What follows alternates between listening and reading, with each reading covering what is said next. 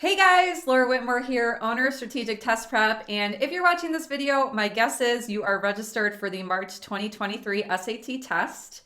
Now, you might be taking the paper-based test if you live in the US, or you might be taking the brand new digital SAT if you're an international student. Either way, this video is perfect for you. In this video, I have jam-packed 10 juicy tips to get ready for your test and boost your score to hit your goal. Make sure you stick around for tip number 10. Tip number 10 is by far my favorite tip of the group. Also, if you're new to my channel, make sure you go ahead and click that subscribe button down below, especially if you're planning on taking more than one SAT this year, which I would definitely recommend. I come out with videos every week to help you get better at this test and achieve the goal score you want.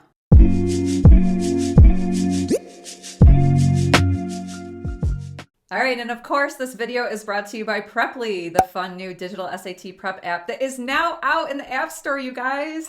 Yes, it is true. It is finally accessible if you have an iPhone. So I will link in the description how to get the app, and I'll also link it up here right now. In this brand new app, you can access hundreds of new digital SAT-like questions, complete a skills assessment so that you can get a detailed study plan. You can prep your way, choosing from timed quizzes to assess your pacing, practice drills, categorized by type of questions so that you can gain mastery, and even competitions, which is coming soon. And best of all, unlike the cumbersome Blue Book Exams app where you have to be at a desktop or on an iPad, you can prep on the go since it's a mobile app. All right, please note, guys, that not all functionality may be available yet, as I pushed out version 1 to make sure you March test takers could access the questions as soon as possible. But we are definitely diligently working on a version 2, which will have more of the gamified competition stuff. So that's coming soon. Also, for you Android users, this app is not yet available in Google Play as of today when I'm filming this video, but it should be out any day for you Android users. Okay, now we're on to my 10 useful tips that you can use on your March SAT so that you can be a boss, so that you can get the score you want, and that so you won't panic when you go in there, because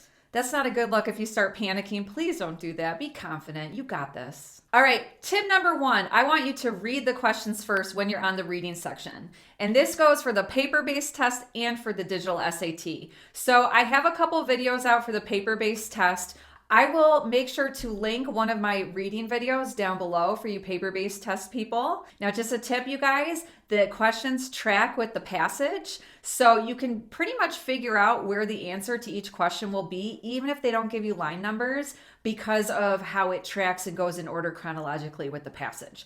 And also, if you feel like you need additional help on the paper test, I have an online SAT course, so I will link that up here right now. If you're gonna take another test after this, I would definitely recommend you do my 6-week online self-paced course. For you digital people, the same rule applies. When you get to a question on the English section, I want you to read the question first. Don't read the paragraph first, because you want to know what you're looking for when you read the paragraph. Tip number 2, you're going to skip the more time-consuming questions or the main idea questions and save them for last. So for you paper-based test people, the main idea questions they typically will put first, but you don't want to answer those until you've answered all the detailed questions. The detailed questions are kind of like breadcrumbs leading you to the answers to the main idea questions. So make sure you skip those. It'll be much easier for you to tackle those last after you have a really strong grasp of the passage. If you're taking the digital SAT, here's a suggestion for you. Just flag and skip all of the more time-consuming questions, like what logically completes the text? What is the main idea of the text? What quotation best illustrates the claim? You can flag those and come back to those last, and then that way you can just get all the easier, quicker questions first, like the words in context and the transitions and the grammar questions. So I would definitely, if you haven't yet, do a trial run in Blue Book Exams, open up a practice test and see how that works for you, especially if you're tight on time. All right, tip number 3, use process of elimination. Play a game that I call if it's half right, it's all wrong. Because the SAT is really good at putting trap answers in. And what I mean by a trap answer is they're going to have another answer sound like it's the right answer. So have you ever had it narrowed down to 2 and then pick the wrong one? This will help you avoid doing that. You want to play detective.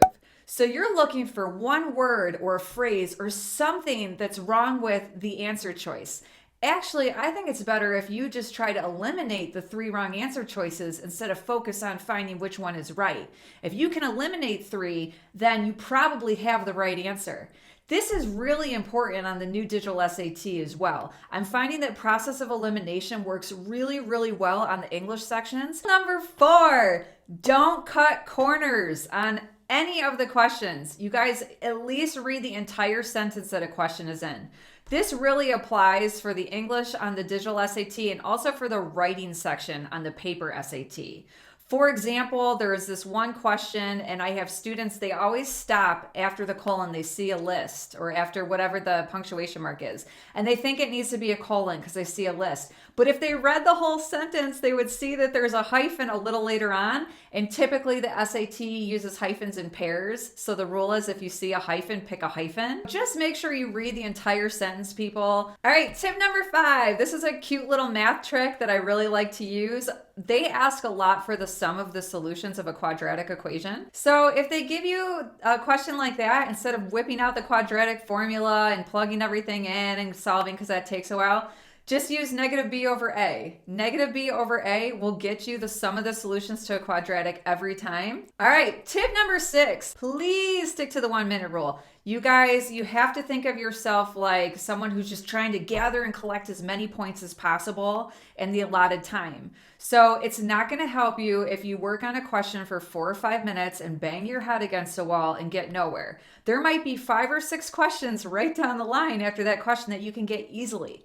So give yourself a chance to pick up as many points as possible. That one question might not be for you at that point in time. Tip number 7 is leave a trail. So this kind of goes along with tip number 6. Make sure you're crossing out answer choices you eliminated, because worst case scenario, if you have to come back to the question later because you got stuck, you won't have to start all over again. You'll at least be able to see your thought process up to that point, what you've already eliminated, and then you can pick up where you left off. Tip number 8, use your bubble sheet as a ruler. Most of these geometry figures are drawn to scale. So as long as you don't see something underneath that says figure not drawn to scale, you're good to go. You can literally take the edge of your bubble sheet and just measure side lengths and use it as a ruler. You get scrap paper on the digital SAT. So you could technically take your scrap paper and make little marks in your scrap paper and hold it up to the screen and measure it. I will also link a video down in my description so that you can see the bubble sheet as a ruler strategy in more detail. Tip number 9, you can guess using majority rules. So majority rules is basically a strategy where you look at the 4 answer choices and you assess their structure, what they contain, and then you narrow it down to 2 or get the right answer based on how it looks compared to the other answer choices.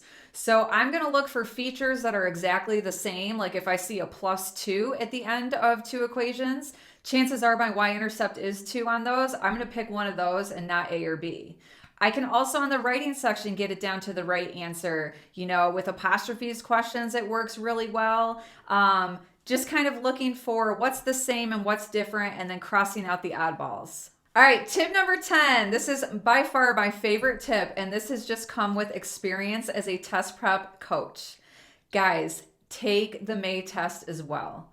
So here's why I think you should sign up for the May test. 1, you want to give yourself a chance to super score. Super scoring is when you take your strongest English and your strongest math score, even if they're from different test dates, and you put them together. But more importantly than that, I have noticed historically over the past couple of years, the March math sections and the May math sections are very similar. I mean, some of the questions, guys, were exactly the same. They just changed the numbers.